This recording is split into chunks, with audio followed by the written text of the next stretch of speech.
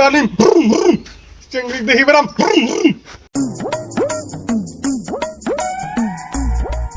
হ্যাঁ বাবা, হ্যাঁ কি হল ক? মেয়েটা কথা কবা চাচ্ছ তা এখন কিসে মনে করিস? আরে কি করবো ক, আমার সময় নাই, আমার ভাড়া আছে একটা জানিস, তাদের যাবার লাগবে।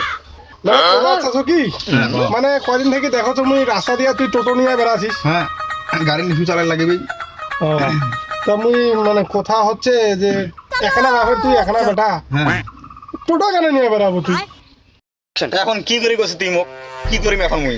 তুই যদি খালি মোর বেটা খালো হয় না, অটো কেন তো আমি খালি রিক্সার গাড়ি নিয়ে দেবো, সারাদিন ঘুরি ঘুরি বেড়ালো হয়, ঠিক আছে? কিন্তু মোর বেটাটা ছোট একখান হেলিকপ্টারে বেড়া হচ্ছিল, আমি বিমান নিয়ে গেছি, বিমানে উড়ি বেড়াবো।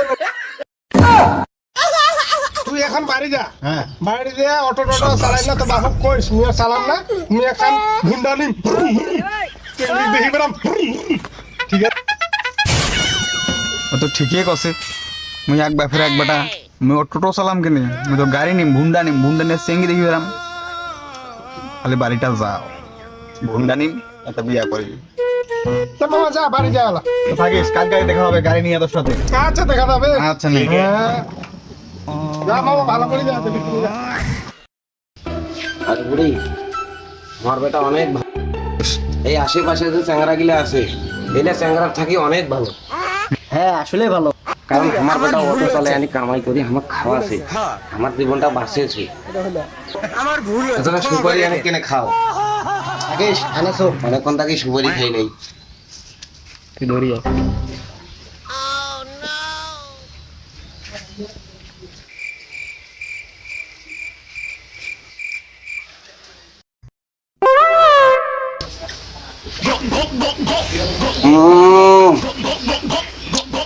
তো রাতের পানটা সেই স্বাদ হয়।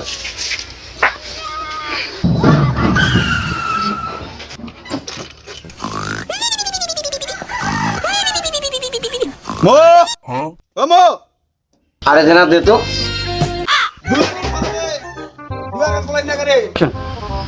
এই যা তো, এই বাবু বোধ যাচ্ছে, এই দরজা খানো কায় ডাঙাচং করে যা তো, দেখ তো।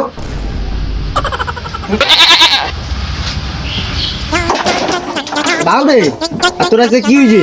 অতবার এখানে দরজা ডাঙ্গাতে যাই।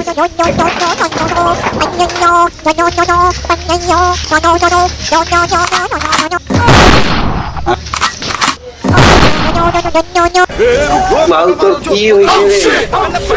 মুই আর পারিম না তোমার অটো চালাবার। কি হয়েছে বাবা তোর, কি হয়েছে? তো কার কি করি?